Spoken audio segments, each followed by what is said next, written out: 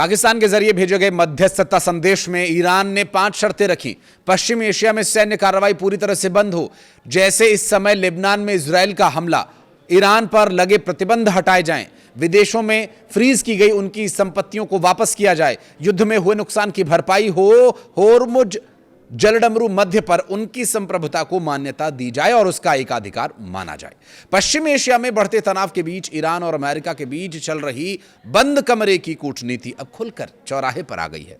Iran की semi official force news agency के मुताबिक ईरान ने अमेरिका के सामने रखी गई शर्तों और अपनी मांगों का खुलासा कर दिया है, जिससे दोनों देशों के बीच गहरी खाई साफ नजर आ रही है। रिपोर्ट्स के मुताबिक अमेरिका ने ईरान के सामने जो शर्तें रखी थीं, उसमें जो शर्तें थीं वो तो हम आपको बताएंगे ही, साथ ही ये बता दें कि जो ईरान ने शर्तें रखी हैं वो अमेरिका को पसंद नहीं आ रही हैं और डोनाल्ड ट्रंप ने इसका जवाब भी दिया है। क्या कहा डोनाल्ड ट्रंप ने, आगे आपको दिखाएंगे।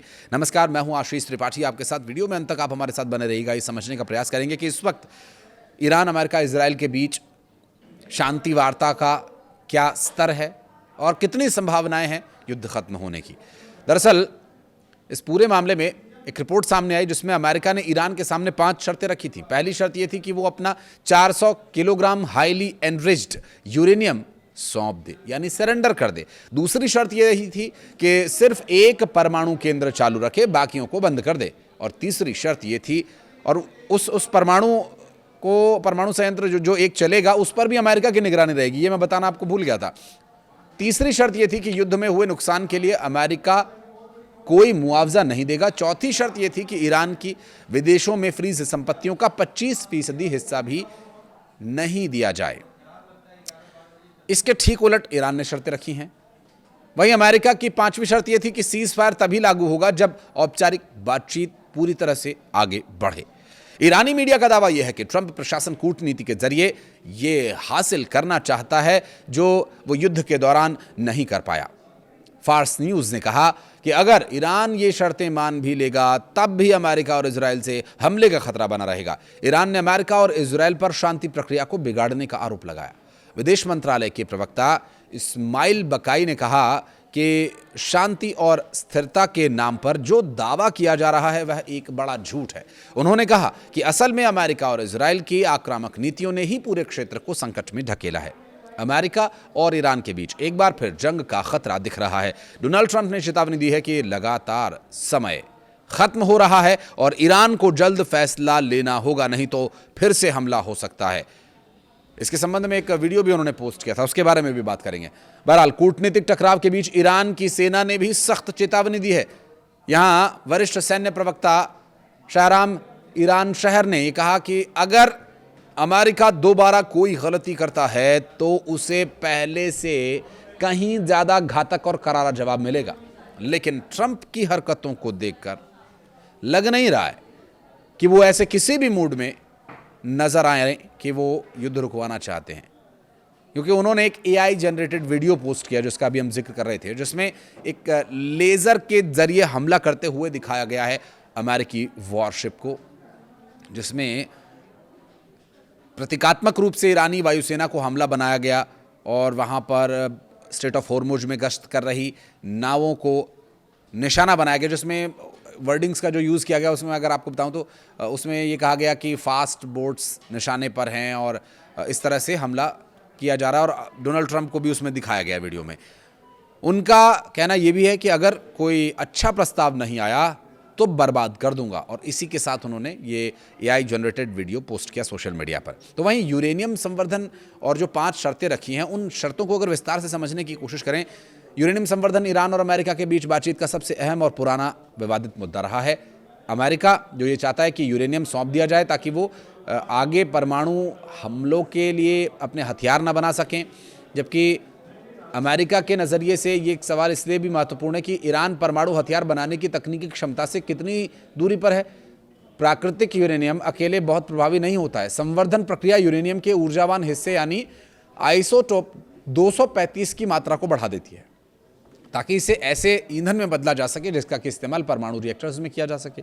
हालांकि जैसे जैसे यूरेनियम का संवर्धन अनुपात बढ़ता है उसके सैन्य इस्तेमाल का खतरा भी बढ़ता जाता है। यानी जितना एनरिच्ड यूरेनियम उतना ज़्यादा उसके हथियार के तौर पर इस्तेमाल किए जाने की संभावना।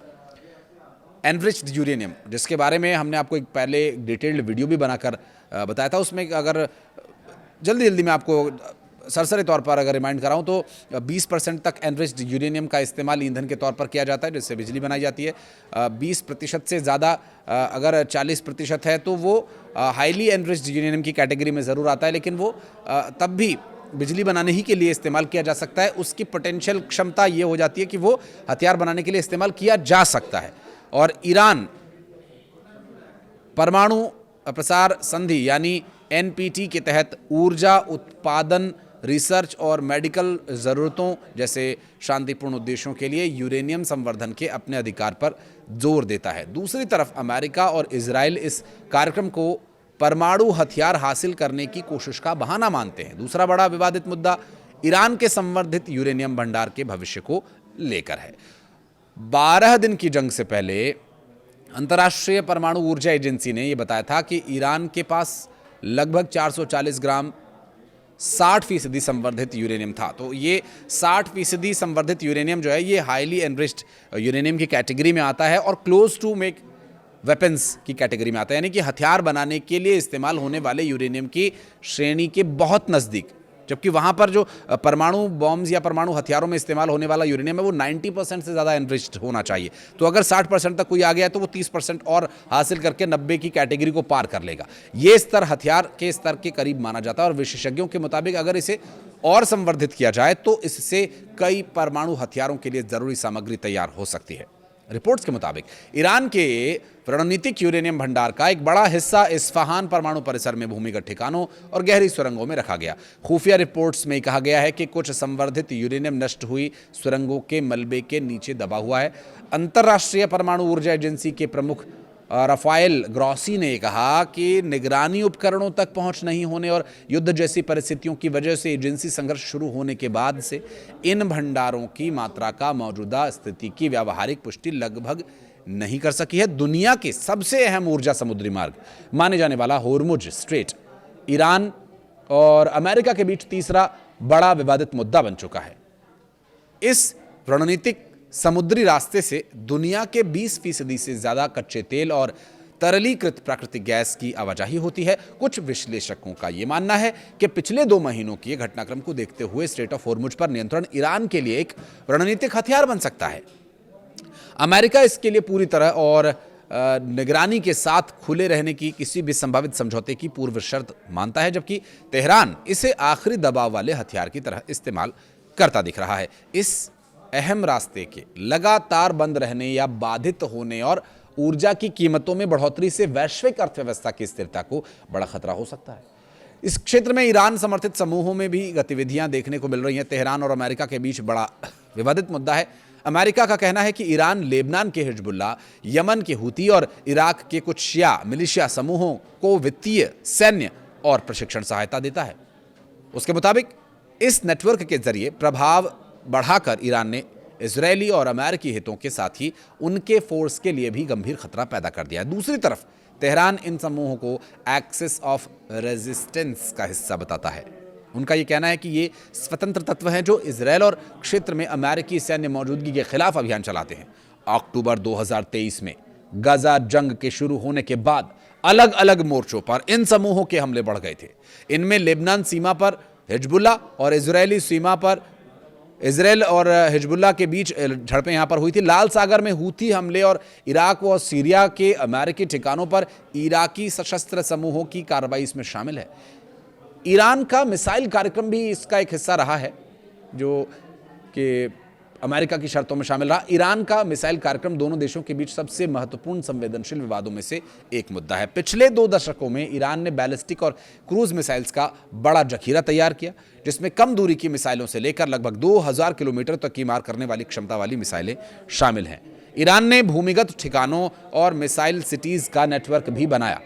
ईरान इस कार्यक्रम को अपनी रक्षा और प्रतिरोध की रणनीति का अहम स्तंभ भी मानता है, खासतौर पर ऐसी स्थिति में जब उसकी वायुसेना और उन्नत रक्षा प्रणालियां अमेरिका और इजरायल की तुलना में कहीं ज़्यादा सीमित हैं।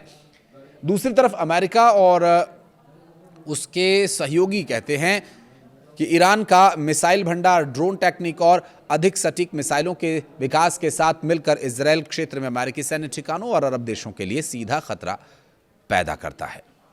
अब ये 5 शर्तें अमेरिका की तरफ से और अमेरिका के लिए 5 शर्तें ईरान की तरफ से जो दी गई हैं, उनमें ये जो टेक्निकल पॉइंट्स मैंने आपको बताए शामिल हैं। और वर्तमान परिस्थिति ये है कि अमेरिका पूरी तरह से हमले की तैयारी में है और ईरान झुकने को तैयार नहीं।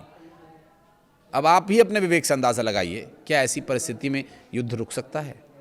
कुछ कहना चाहें तो कमेंट सेक्शन में ज़रूर बताइएगा और वीडियो को यहाँ तक देखने के लिए बहुत बहुत धन्यवाद।